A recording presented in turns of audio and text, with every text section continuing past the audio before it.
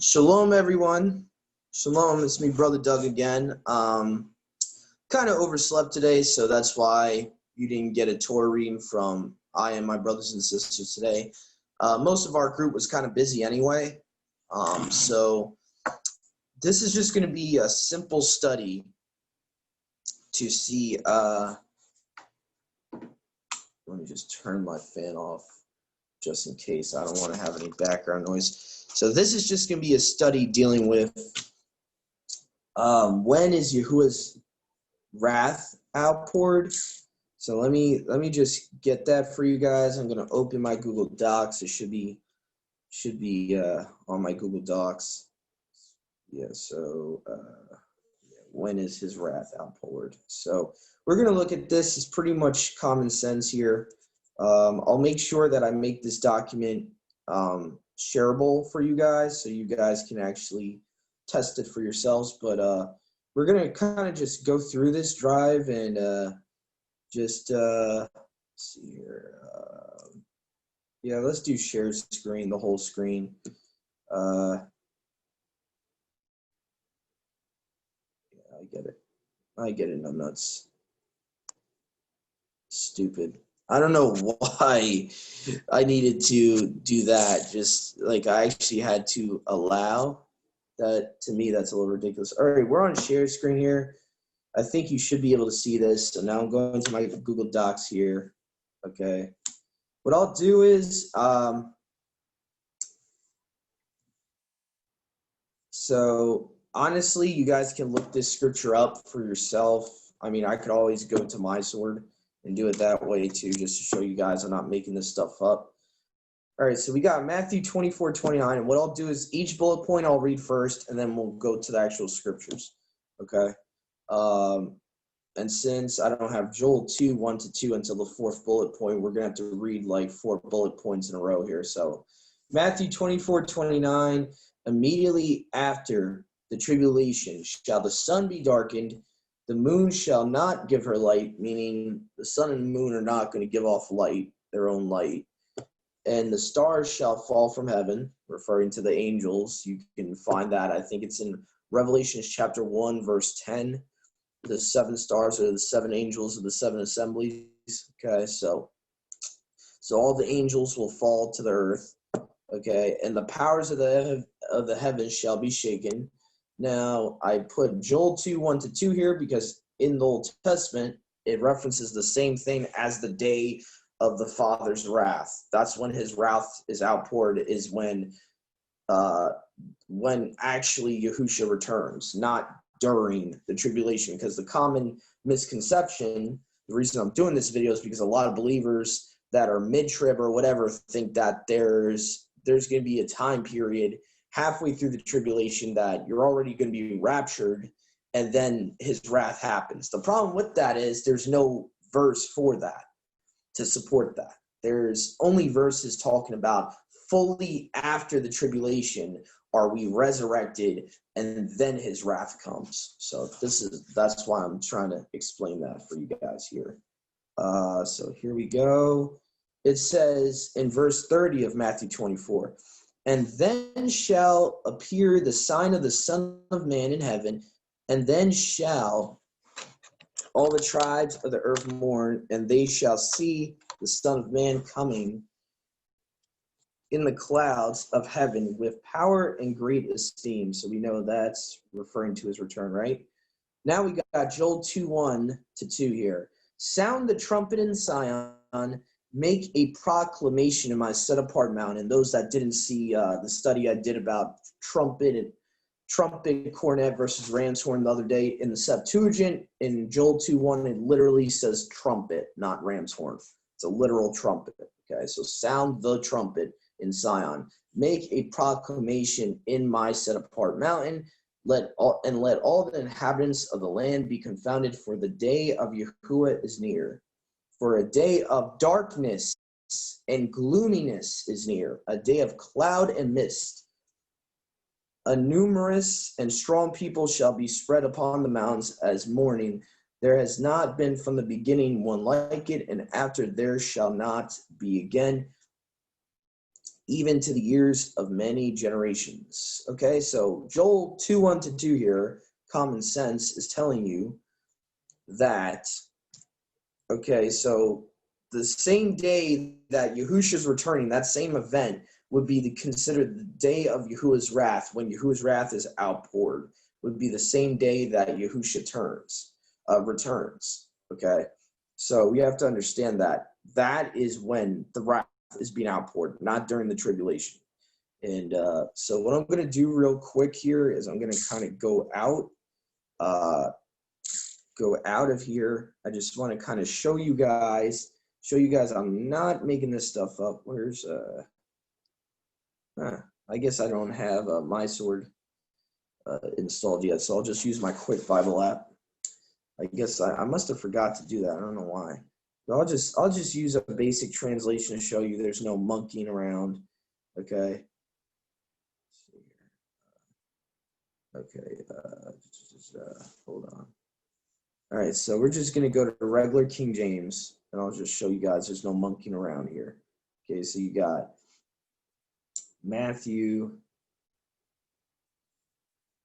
24:29. We'll go to that first, what I just read. As you see here, immediately after the tribulation of those days, okay, sun darkened, moved not given her light, just like Joel 2 says, then shall appear the Son of Man in heaven, shall all the tribes of the earth mourn, and they shall see the Son of Man coming in the clouds of heaven with power and great esteem. Okay? All right. So now we go to, okay, now we're going to go to the one in Joel, show you connection here. Okay, Joel 2, verse 1-2. Okay. Blow ye the trumpet in Sion, and sound an alarm in my set apart mountain. Let all the inhabitants of the land tremble, for the day of Yahuwah comes, and for near at hand. A day of gloominess, a darkness and gloominess, a day of clouds and of thick darkness. As the morning spread upon the mountains, a great people and strong, there has not been ever like it, neither shall be any more after it, even to the years of many generations. Okay, so you guys get the point. I think you guys get the point. Okay, so I'm going to go back to the document here that I was already in. Okay, all right, yeah, I already know it's me. Okay, so now we're going down. I think we're at the 5th bullet point now. So like I said, it's going to be a very short study. It's very straight to the point. Okay, guys, so I think you guys should be able to see it. I usually make my font pretty big so the viewer can actually see it. Okay, so it says in Revelation 6:17, we're now, I believe, going to here. So let's pull that up here. All right. For the great day of his wrath is come, and who shall be able to stand? Now, to me, that sounds like basically the day of his wrath is for those that his wrath is meant for. Because it says no one's going to be able to stand, right? Okay. I think we pretty much can all agree on that, right? 1 Thessalonians 5:9 to me is the first monkey wrench in the pre-trib view. Why I don't believe in pre-trib, why I am post-trib, pre-wrath. Okay, because it says, 1 Thessalonians 5:9, for Yahuwah has not appointed us to wrath, but to obtain salvation by our Master Yahushua the Messiah. So basically, the wrath is for the wicked. So that means that we, his people at that time who are alive and who probably have died in Messiah throughout the ages, or some people have the opinion that the dead in Messiah that are asleep in Messiah would refer to those that are just martyrs or just martyrs in tribulation, which, it's okay. We can kind of agree to disagree. That's fine. But the point of the matter is, it's talking about this would have to be after his people have been caught up in the air. They're not going to be on the earth when this destruction is happening. That's the point I'm trying to make. So anyway, so that throws out the mid-trib, in my opinion. The mid-trib creates too many problems. The next one we're going to talk about right here. Is the tribulation 7 years or 3 years? And to understand that, we would have to go to Daniel 9:27, right? So, because let's think about this for a second, okay? So you got the mid-trib, which is, the mid-trib would say that it's a 7-year long tribulation, and that halfway through, we're caught up. Instead of right before the tribulation, like the pre-tribbers believe, the mid-trib is that you're halfway through a 7-year long tribulation, which, by the way, there's no verse in the Bible that says the tribulation is 7 years long, okay? It doesn't even mention the tribulation happening when the 7-year covenant happens. It actually mentions halfway through that 7-year covenant that the abomination of desolation happens, which would cap off the start of the tribulation period, if that makes any sense. So we got Daniel 9:27, which would signify halfway through the 7-year covenant, not tribulation, 7-year covenant. And Revelations 12:14 agrees and gives a second witness to Daniel 9:27 that it's a 3.5-year tribulation instead of a 7-year tribulation, times, and a half a time. According to prophetically in Scripture, when you see times, and a half a time, that's 3.5 years, okay? So first we'll go to the Septuagint version of Daniel, specifically in the Apostolic Bible Polyglot. It says here, and he shall strengthen covenant with many, period of sevens, meaning a covenant that's a period of 7 years, okay? And in the half of the period of the 7 shall be lifted away sacrifice and libation offering, okay? And any Christians listening, this is why it cannot refer to Yahushua. This is not talking about Yahushua. Number one, he does not make a 7-year covenant and then break that covenant halfway through. The new covenant is not for 7 years only. The new covenant is the eternal covenant. You can go all throughout Scripture. So this idea that, and I know some people say, well, what about the Melchizedek priesthood and stuff like that? Nowhere in Scripture does it say the Melchizedek priesthood is only for 7 years. We've been in a Melchizedek priesthood, as far as that's concerned, since the temple was destroyed in 70 AD, if you really want to be technical about it. Once that happened, there was a transference of priesthood, a temporary transference of priesthood up until now. So you can't insert that into Daniel 9:27. Daniel 9:27 is specifically talking about the Antichrist making a covenant with many people for 7 years, okay? Halfway through that 7 years, 3.5 years, okay, 3.5 years later, the first 3.5 years, he's keeping the covenant. Then, halfway through that 7-year covenant, he breaks it, takes away the sacrifices. So it's the Antichrist taking away the sacrifices, not Yahushua, okay? And it says, upon the temple, an abomination of the desolations will be until the completion time, meaning until the end of times.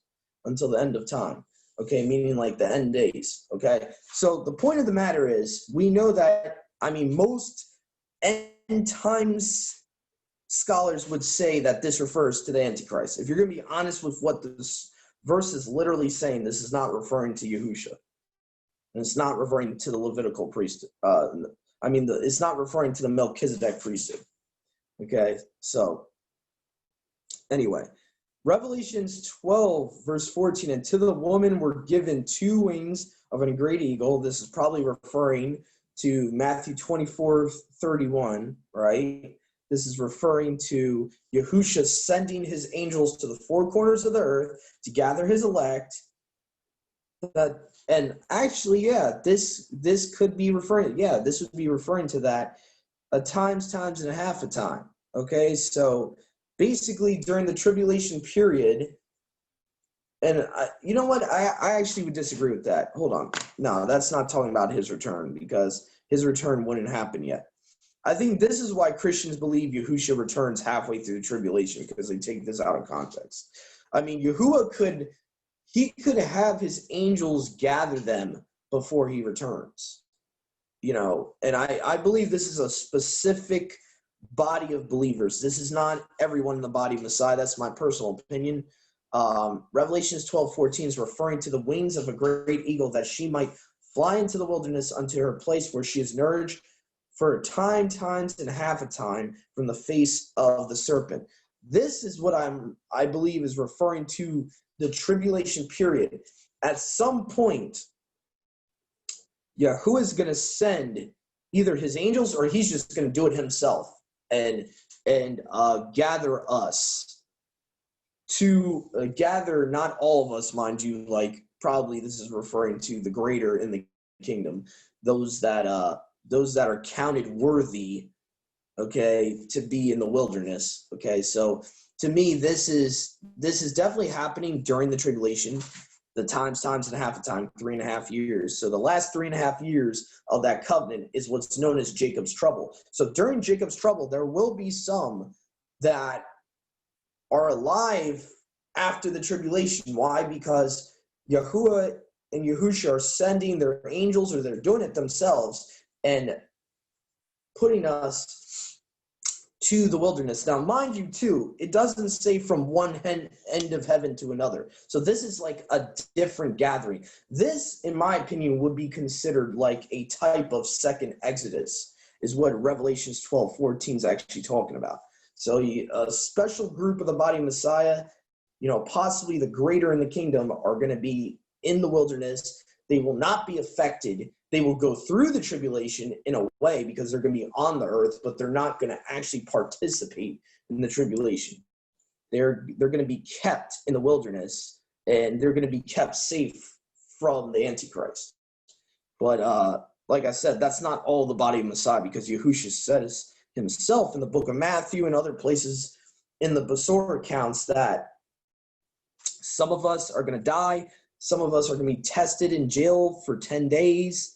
Okay, we're going to have tribulation for 10 days. So not everyone is going to be counted worthy to be in the wilderness to wait for the coming of the Son of Man. So anyway, but Psalms 110, verse 5, Yahuah is at your right hand. He will crush kings in the day of his wrath. Okay, notice how it says he will crush kings in the day of his wrath. And I put a little note here that says, probably alluding to the 10 kings of the earth that give their power and authority to the beast. So let me just backtrack real quick. I want to go to Daniel 9:27. Well, I pretty much have the whole verse copy and pasted there in Daniel 9:27. And the same thing with Revelations 12:14. You can look that up for yourself. And I just want to reiterate, I made a mistake before trying to connect the event of Yahusha's return when he gathers his people from the four corners of the earth in Revelations 12:14. I just want to correct myself and make a retraction. I don't believe, now really looking at it in context, I don't believe that they're the same event. Revelations 12:14 obviously is happening during the tribulation, so that's separate. That's like a second Exodus, like I said. And the and Matthew 24:31 would be more of a arpazo event, like the resurrection. I believe Matthew 24:31 obviously is talking about the resurrection. Revelations 12:14 is not. So I do believe they're different events. So I just wanted to make that clear. Okay, so, and we just read Psalms 110:5. Yahuah is at your right hand. He will crush kings in the day of his wrath, probably alluding to the 10 kings of the earth that give their power and authority to the beast.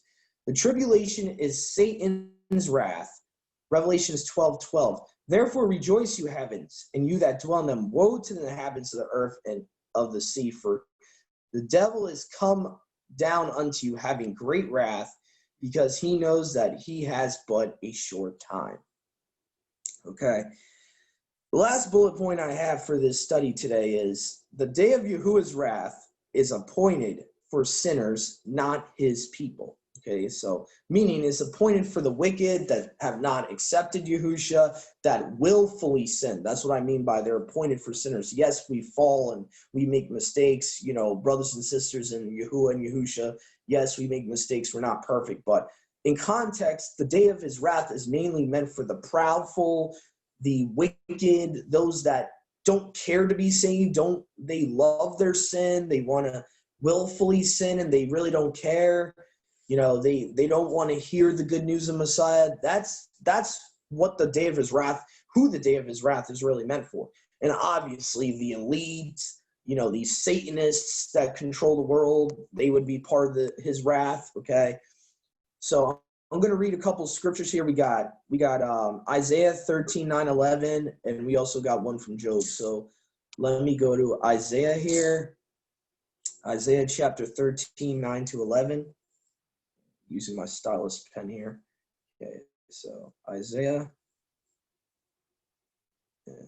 I really recommend this app for the Android if you have Android. The Quick Bible app is very easy to navigate. Okay, so it says here, behold, the day of Yahuah comes, cruel, both with wrath and fierce anger, to lay the land desolate, and he shall destroy the sinners thereof out of it. For the stars of heaven and the constellations thereof shall not give their light. So this is the same context as Matthew 24:30, Joel 2:1, okay? The sun and the stars and the moon not giving their light. The sun shall be darkened in his going forth, and the moon shall not cause her light to shine. And I will punish the world for their evil. The world. Who's the world? The heathen nations, the pagans, the Satanists, okay? And obviously those that willfully transgress the law, even though his wrath is not meant for them, if you spiritually stay in Babylon, you're going to be part of the plagues. He doesn't want you to be part of the plagues. And I'm specifically talking to the Christians that mean well out there, that have been taught that his law is done away with. You really got to start thinking about that. 1 John 3:4 says, transgression of the law is sin. Okay? So sinners, he's destroying sinners when he returns. He's destroying those that willfully break the law.